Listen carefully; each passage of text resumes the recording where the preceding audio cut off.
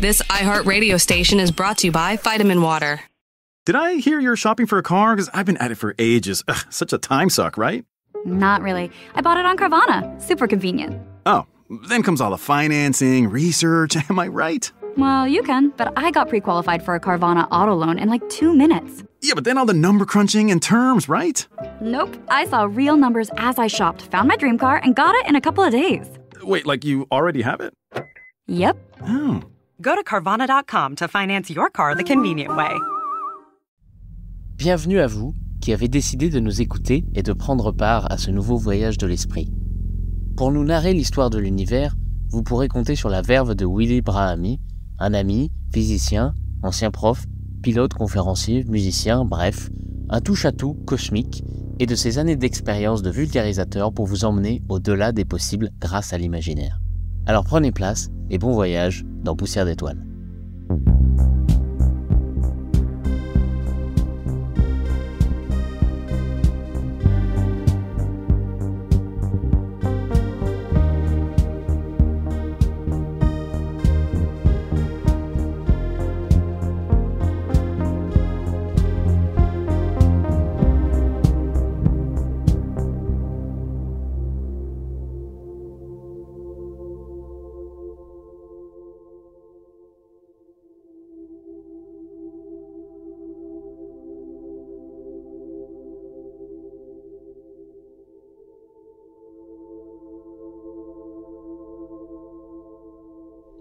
Bonjour Maxence, bonjour à tous. Aujourd'hui, on va continuer notre voyage dans notre environnement immédiat, le système solaire. La dernière fois, on a commencé par se balader dans les planètes intérieures, les planètes telluriques qu'on appelle, et aujourd'hui, on va continuer le voyage au-delà. Mais avant tout, je voudrais faire une petite digression sur la notion de distance. Il est vrai que l'homme est conscient de certaines distances par ses sens, par son cerveau. On sait ce que c'est que 10 mètres, on sait ce que c'est que 100 mètres, on sait ce que c'est qu'1 kilomètre, on peut le faire en vélo. On sait ce que c'est que 10 kilomètres en voiture, 100 kilomètres en voiture, 1000 kilomètres en avion. Pour ceux qui ont de la chance, ils ont fait le tour de la Terre en 40 000 kilomètres. On est encore conscient, ça nous parle, 40 000 kilomètres. Mais après, les chiffres deviennent gigantesques. Et le cerveau refuse de percevoir un petit peu toutes ces choses-là. 100 000 kilomètres, 1 million de kilomètres, 1 milliard de kilomètres. Non, ça nous parle plus. Alors on a introduit une nouvelle distance qui s'appelle la notion d'année-lumière, c'est-à-dire la distance que parcourt la lumière pendant un an. Alors, elle fait 300 000 km pendant 1 seconde, elle fait 1 million de kilomètres en 3 secondes, elle fait des milliards de kilomètres en un an. Alors, la distance que parcourt la lumière pendant un an, on va l'appeler une année-lumière, c'est-à-dire la distance que fait la lumière pendant un an, à cette vitesse époustouflante. Alors, ce qui est étonnant, c'est que cette vitesse époustouflante, elle n'est pas infinie. Elle est limitée à 300 000 km par seconde. C'est-à-dire que la Lune, elle est à 300 000 km de la Terre. Ça veut dire que la lumière, pour arriver à notre œil, met 1 seconde. Celle du Soleil arrive à peu près en 8 minutes. Donc elle met 8 minutes pour nous parvenir du Soleil à notre œil. Mais alors, ça veut dire un truc bizarre, ça.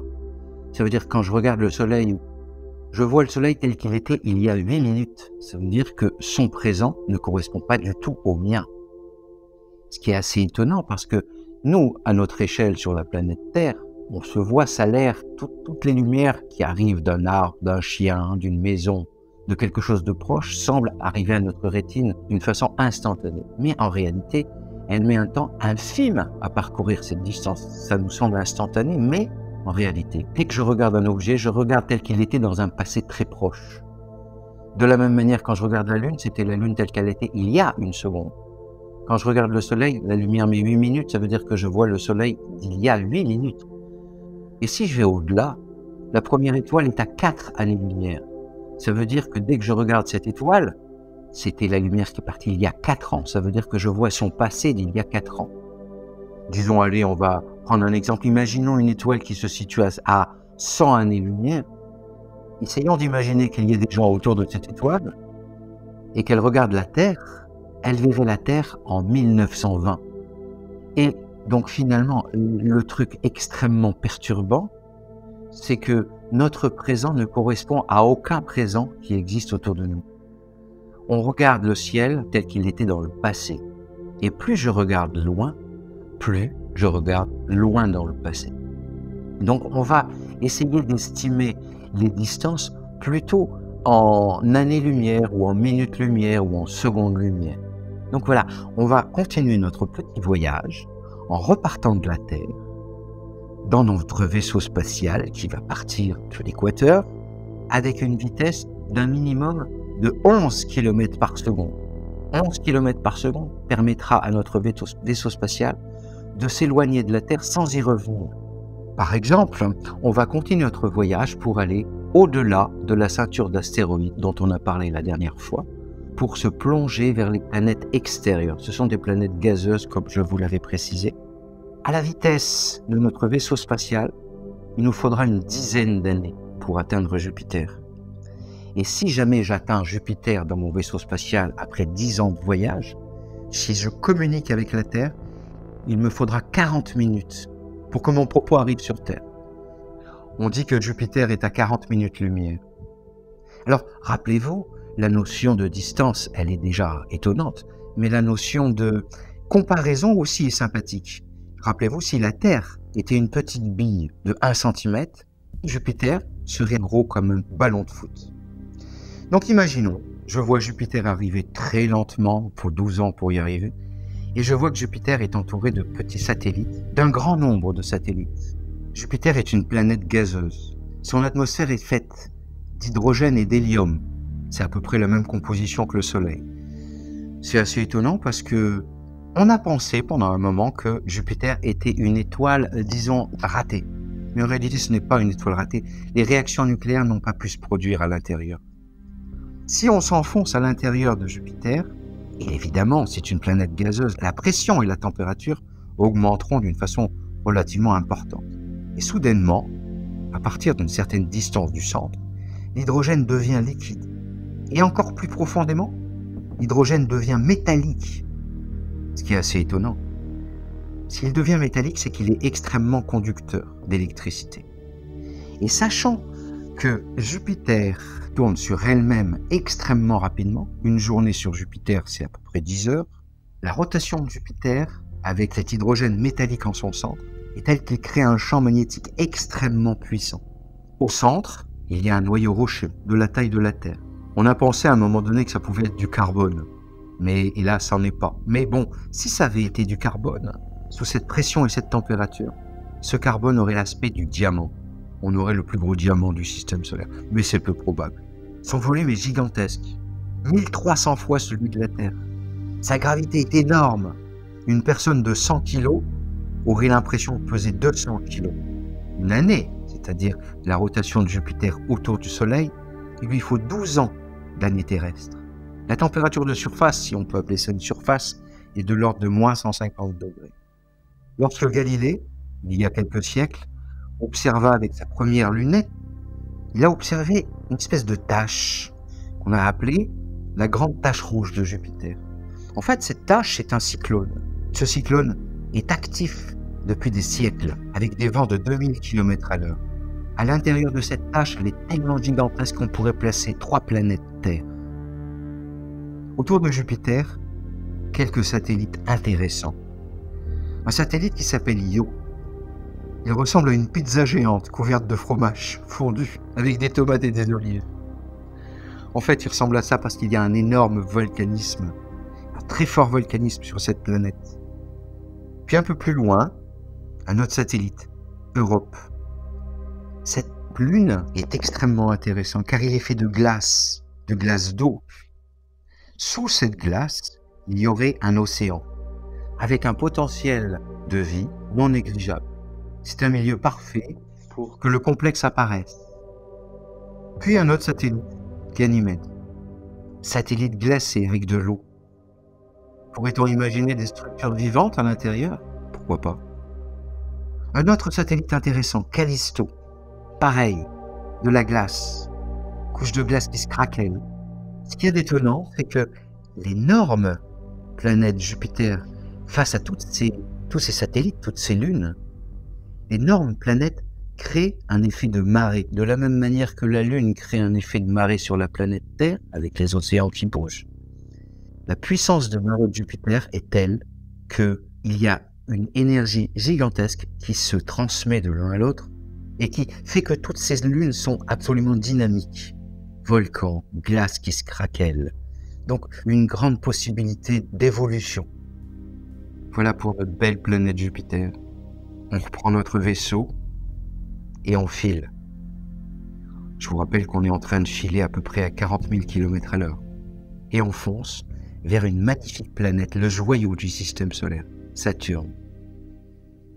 Saturne se situe à peu près 80 minutes-lumière, c'est-à-dire 1h20 lumière. C'est-à-dire que la lumière met 1h20 à nous parvenir. De la même manière, pour aller sur Saturne avec mon vaisseau spatial, il me faudra des dizaines d'années. Reprenons la comparaison du début. Si la Terre est une petite bille d'1 centimètre située à 150 mètres du Soleil, qui serait une boule de 1,50 m, Saturne serait un petit ballon de volée situé à 1,5 km de cette boule. Bien évidemment, il me faudra, avec mon vaisseau spatial, plusieurs années pour l'atteindre. La caractéristique de Saturne, c'est qu'il y a un anneau autour, un immense anneau qui a été décelé il y a très longtemps déjà. Si vous avez l'occasion de regarder ça à travers un télescope, ou si vous avez l'intention simplement de regarder ça sur une photo, vous allez voir la magnificence de ces anneaux. Qu'est-ce que sont ces anneaux? Ces anneaux, en fait, ce sont des rochers de glace, tout petits grains de sable, de tout petits grains de glace, jusqu'à des gros rochers de glace. Mais ces grains de glace et ces rochers de glace n'ont pas pu s'amalgamer entre eux pour former une lune, un satellite. La distance étant trop proche, il y a ce qu'on appelle une limite à partir de laquelle la force de la planète empêche l'amalgame de ces grains, de ces rochers, pour former un nouveau satellite. On y est allé plusieurs fois déjà. On a envoyé des vaisseaux spatiaux, dont les premiers, Voyageur 1, Voyageur 2 et Pioneer, on les a dirigés vers toutes ces planètes, dont Saturne. Et on se demandait si il était possible de traverser ces anneaux. On l'a fait. Les vaisseaux ont traversé ces anneaux en prenant des photos prodigieuses, extraordinaires, éblouissantes. Et bien sûr, lorsque les photos ont été envoyées sur la Terre, il a fallu 1h20 avant de les recevoir. Il a fallu 1h20 pour voir si le vaisseau spatial n'avait pas été désintégré dans tous ces rochers. On est passé et on a observé la magnificence de cette planète. Cette planète, elle aussi, est constituée d'hydrogène et d'hélium. Sa densité est faible. Qu'est-ce que c'est que la densité? Si vous prenez un morceau de bois et que vous le mettez dans l'eau, il va flotter, car sa densité est inférieure à la densité de l'eau. Si vous prenez un morceau de plomb, vous le mettez dans l'eau, il va couler. Sa densité est très supérieure à la densité de l'eau. Et stupéfaction, quand on a calculé la densité de Saturne, elle est inférieure à celle de l'eau. On pourrait très bien imaginer cette planète flotter sur l'eau. Son volume est prodigieux, 800 fois le volume de la Terre. Sa température, à la surface, disons sur les couches externes de ce gaz, moins 180 degrés. Cette planète est entourée encore de pas mal de satellites, dont un des plus intéressants, Titan. Pareil que les satellites de Jupiter, Titan est faite de glace, elle est faite de méthane glacé, elle est faite de beaucoup de substances moléculaires qui permettraient éventuellement de se structurer et de commencer à fabriquer du complexe. Peut-on imaginer la vie? Pourquoi pas, comme dans d'autres. Mais pour l'instant, ce ne sont que des spéculations. Titan, satellite de Saturne. Dionée, satellite de Saturne. Rhea, satellite de Saturne. Hyperion, drôle de petit satellite. Lui, il a une particularité, c'est qu'il a une trajectoire chaotique, pas circulaire. Il change de trajectoire en permanence. Je reprends mon vaisseau spatial et je file.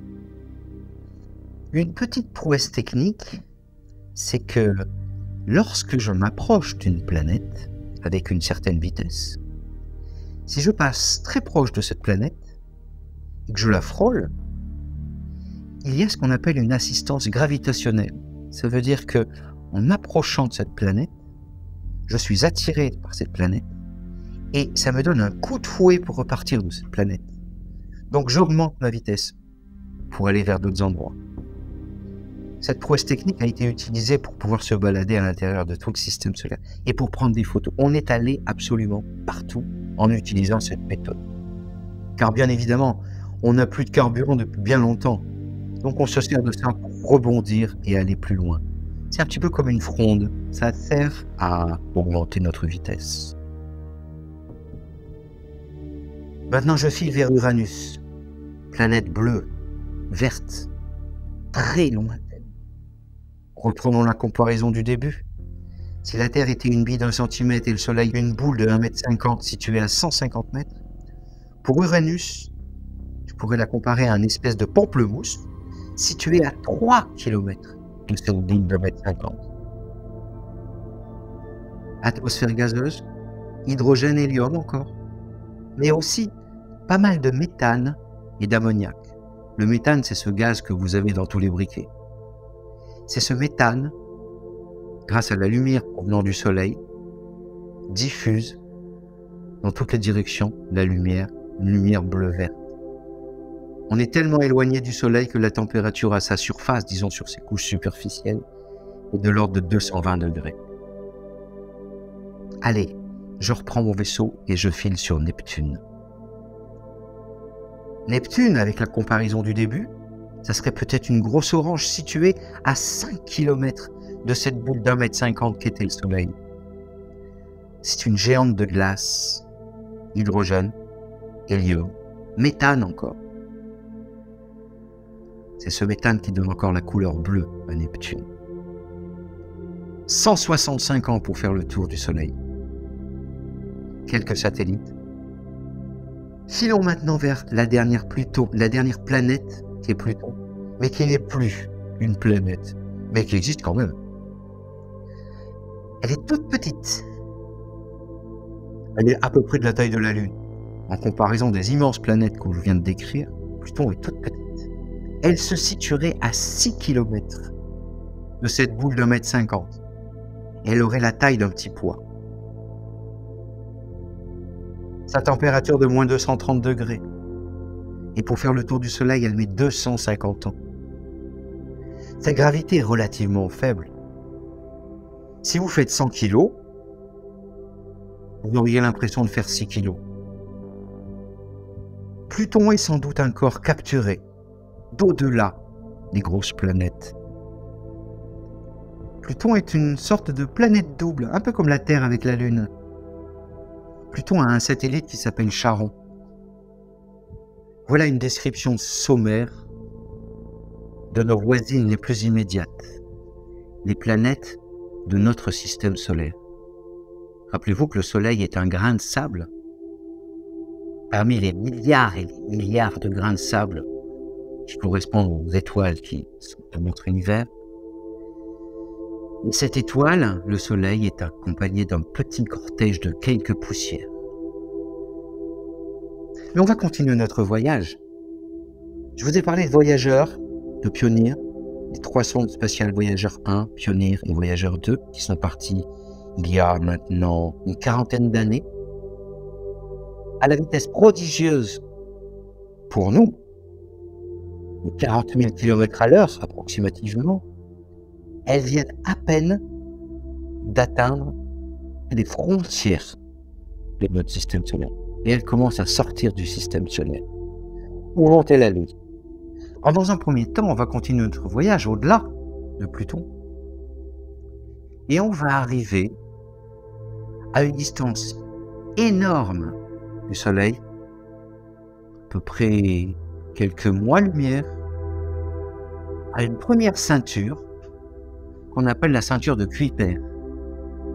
Cette ceinture est composée de milliards d'objets, mais ces objets ne sont pas rocheux, comme la ceinture d'astéroïdes qui se situait entre Mars et Jupiter. c'était des rochers. Au-delà, dans la ceinture de Kuiper, les objets sont glacés, ils sont faits de glace. De temps en temps, ces gros rochers de glace, grâce à la gravitation, grâce aux forces exercées par toutes les planètes et le Soleil, elles sont éjectées à l'intérieur du système solaire. Et elles tournent autour du Soleil, en s'approchant du Soleil de plus en plus. Et en fondant, puisque la chaleur commence à être forte, ces gros rochers de glace, derrière eux, laissent une grande traînée, car la glace se sublime, c'est-à-dire elle se transforme de solide en gazeux directement. Si vous avez eu la chance de voir des comètes, c'est un spectacle magnifique.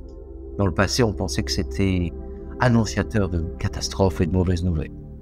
Et maintenant qu'on sait, ça n'a strictement rien à voir. Sauf pour les dinosaures, évidemment. Il y a 65 millions d'années, il y en a une qui s'est effondrée sur la Terre et qui a fait une extinction massive de tout ce qui était existant à ce moment-là. 95% de la vie a disparu. Donc ces comètes reviennent régulièrement, font un petit tour de soleil et repartent. C'est une première ceinture, la ceinture de Kuiper, composée donc de milliards de rochers de glace. En continuant maintenant, au-delà de cette première ceinture, j'arrive maintenant dans un espèce de nuage qui entoure le système solaire, sous une forme un petit peu sphérique et non pas sous une forme d'anneau. Là, on arrive dans le nuage de Oort. Il se situe aux alentours d'une année-lumière. Et là encore des milliards et des milliards d'objets relativement petits, les plus gros ont quelques kilomètres d'épaisseur.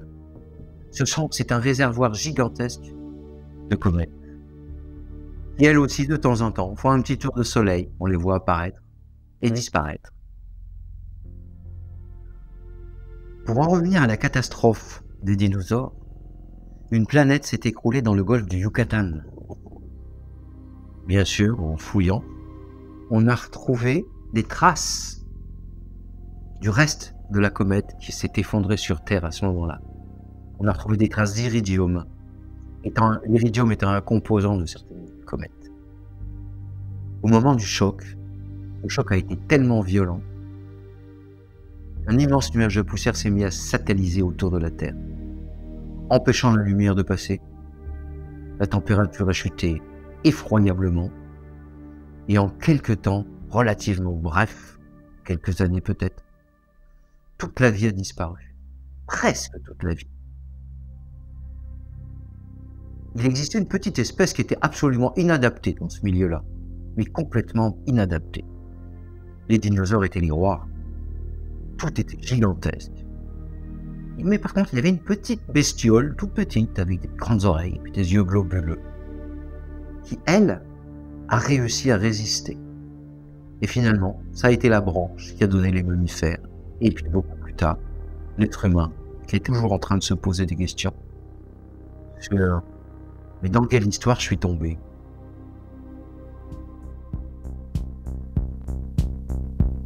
Ce voyage vous a plu ? Alors n'hésitez pas à partager ce podcast et à en parler autour de vous.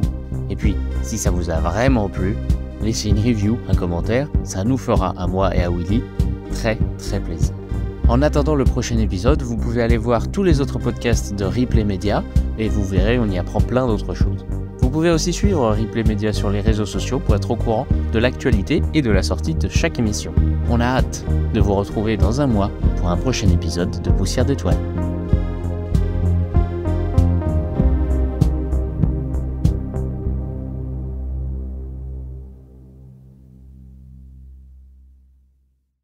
This iHeartRadio station is brought to you by Vitamin Water.